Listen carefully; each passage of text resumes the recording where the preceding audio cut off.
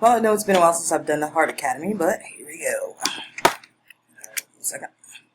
I know you can't see me on screen either. That's because I chose not to. I'm actually still sitting in my classroom in the dark. But I want to be sure I got this out to you, especially you, Sammy. Thank you for doing so well and doing so excellent in class. I'm very proud of you. So I wanted to be sure I got this out to you before I left work today. And with these proportional word problems, as soon as I get started, I know you're going to remember. So I think I said I would do from number 8 all the way down. I started with number 9. So here we go. Yeah, I think, 8 and up is for you to complete on your own. So I will start with number 9 to jog your memory on what to do. Mary can read 22 pages in 30 minutes. How long would it take for her to read a 100-page book? Write your answer in hours and minutes and round to the nearest minute if needed. Okay. Now, the first thing that you need to do is these are proportions. So proportions means you're going to do something that looks like this. Okay? And these questions, you're going to find what are the two things that we are talking about. In this case, you're talking about pages and minutes. Okay? So I have pages to minutes. 22 pages, 30 minutes. Remember this? I bet you do. All right. So how long would it take her to read a 100-page book? Okay. So where do you think that 100 is going to go? With the pages or with the minutes? Of course, it's going to go with the pages. Write your answer in hours and minutes, round to the nearest minute. All right. But first, you know that this is going to X. And what we're going to do is cross multiply and divide in order to get our proportion. Okay? And if we do that, and remember with these you can use a calculator if you need to, you would do the 30 times 100 and then divide it by the 22. You get 136. 136.36, right? For your answer, but this means in minutes. And the special thing about this question is that it says write your answer in hours. This is in minutes. So to put this answer in hours, we're going to divide by 60. Why? Because there's 60 minutes in an hour. So take that answer and divide it by 60. And what happens is you get about 2 hours and 27 minutes. That's going to be about close enough. So we round it off to 2 hours and 27 minutes. If you use a calculator, that's what it's going to get. So this answer would be 2 hours and 27 minutes as your answer. Okay, if you put 227, I would count it correct. Now, most of these answers won't have this extra piece of doing a conversion from minutes to hours. For example, looking at number 10, I'm going to do some more of these so it gives you an idea so you're okay with 1 through 8. Number 10, let's see what it says.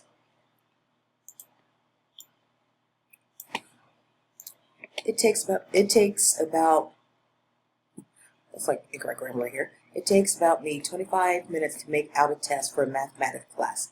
How long will it take to make out tests for all 5 of my classes? All right, so it takes 25 minutes. So I got minutes to make a test for a mathematics class. So how many mathematics classes are we talking about? We're talking about one class. So I'm going to put class. Minutes to class. 25 minutes, a math class. A means 1, okay? How long will it take to make out tests for all 5 of my classes? So where's the 5 going to go? With the minutes or the classes? It's going to go with the classes. We cross multiply and divide. All right? So I have my 25 times 2, 25 times 5, 25 times 5, and then divide by 1. You will see x will equal 125. So my answer here, how long will it take to make a test for all 5 classes? 125 minutes for the answer. Okay? Sorry about the bad handwriting, but you get the idea. Okay? Let's try it for the next one. We'll go with number 11. Still getting you warmed up so you can do your homework. Remember, your homework is questions 1 through 8. Okay? I'm doing 9 through 16, or maybe just a few more so you can get the idea of how to do the setup for your own questions. All right. Number 11. The chance of a woman getting breast cancer in her lifetime is 1 out of 8. Okay. Out of this rate, how many women in a classroom of 32 women would be expected to come down with breast cancer in her lifetime? All right. So remember, setup. What are we talking about? Breast cancer, 1 out of 8 women. So you have women, 1 woman out of 8. 8 could represent like a group of women. So 1 woman out of a group of 8. At this rate, how many women in a classroom of 32? Now, where do you think that 32 is going to go? A 1 or a group? It's a group. Okay? Would be expected to come down with breast cancer in her lifetime. So here's your X. Again, also multiply and divide. So 1 times 32 is 32, divided by 8. X is going to equal 4. So out of a classroom of 32 women, there's a chance 4 of them will get breast cancer. Answer for number 11 would be 4. Let me try one more, like number 12. All right. Let's see what we got here. If 15.9 out of every 100 pregnant women in Georgia deliver their babies by C-section, how many pregnant women out of 25,250 will be expected to deliver by C-section? All right. So 15.9 out of every 100 pregnant women. So I have 15.9 out of 100. All right. See, the thing is, we're still talking about women. So this group of women out of this group of women. So you'd say like group 1, okay, out of group 2, okay, but you can tell that this is a smaller number compared to this number. How many pregnant women out of? That's another good way to look at this one too.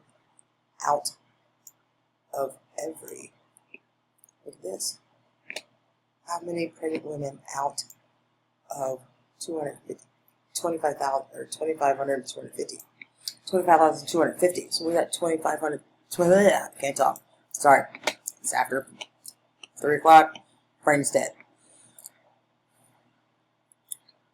25,250 out of. Oh, remember our keywords of? You know that's going to go on the bottom. Voila. 250. Okay, so let's cross multiply that.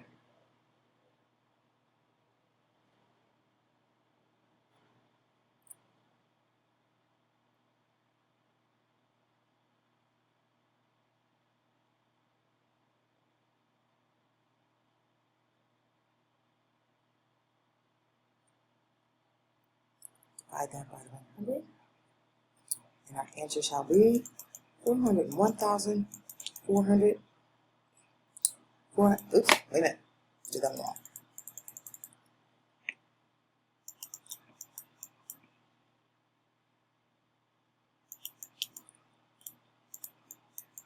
There we go.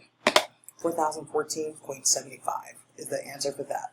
Okay, so I think you had a pretty good idea of what's going on and how to set these up. So with these, remember, you're comparing one thing to the other, okay? And then I think you got a pretty good idea about what to do for questions 1 through 8. Okay, so let's see what's next. On the next page we have, oh yes, tax tips and discount word problems. All right, so with these, we still have the same type of thing. Hold on, someone's texting me. I got to answer this. Let me put this on pause for a second.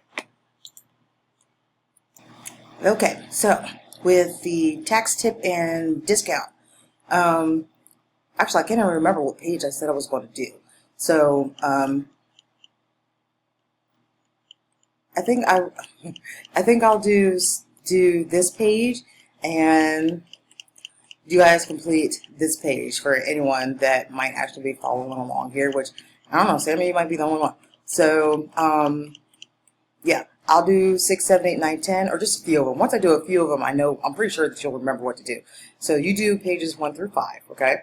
And even if I marked it the other way around in class. I just can't remember what I said.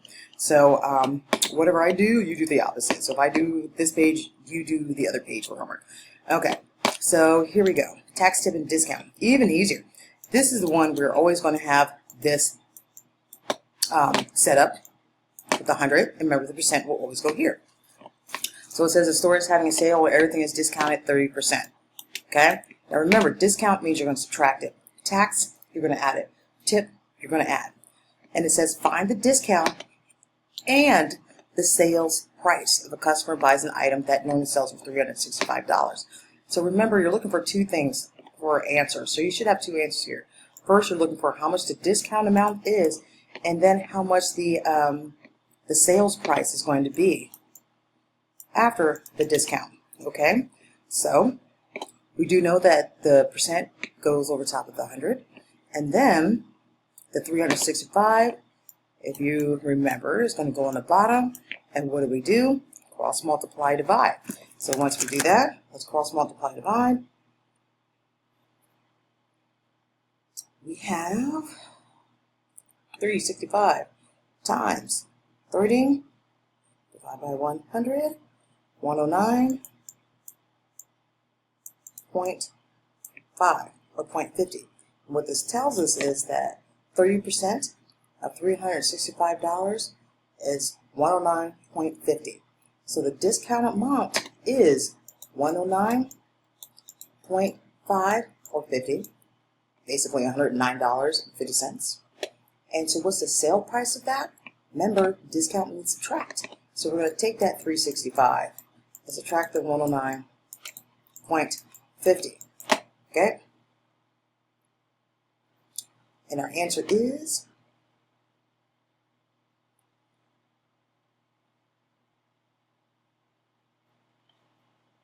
$255.50. Voila. So this sale price. Should have put that here. $255.50. I don't know if you can see that far over the screen, but you get the idea. That goes here. Okay, great. Okay, so the discount amount, 109.5. The sale price, because remember this question asks for two things, $255.50. I'm sure this all came rushing back by now. So anyone else that may be watching as well. Let's go for number 7. Number 7 says Jean Junction is selling jeans at 15% off. The regular price is $25 per pair. That's pretty cheap. What is the discount amount? So this is asking what is the discount amount. So it's not asking the final sale price, it's just asking the discount amount. No problem. Set it up. You know you have your 100, you know your 15 is here. It's $25.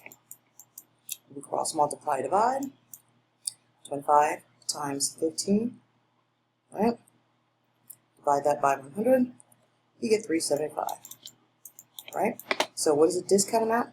Yeah, $3.75. You don't need to do the subtraction thing because it's just asking for how much the 15% off is. And that's $3.75. It doesn't ask us what's the sale price. We don't need it. Okay? Going on, number 8. Aha. If the sales tax for the city of Los Angeles is 9.75, how much tax would you pay for an item that's $200? Okay. So this time is we're looking for how much tax for an item that's $200. Okay. So 9.75. We're going to pretend it says 9.75, even though you might not be able to read my handwriting. Okay. And there's your 100. There's your 200. Cross multiply and divide. Oops. Yeah. We get 19.50. Okay. Add that to the 200 because remember, sales tax. Answer would be 219.50. All right. So I think you got the idea of what to do, and this video session is about the run out. So as for the conversion for the last page, I'm going to have to do another video real quick. I'll see you on that one.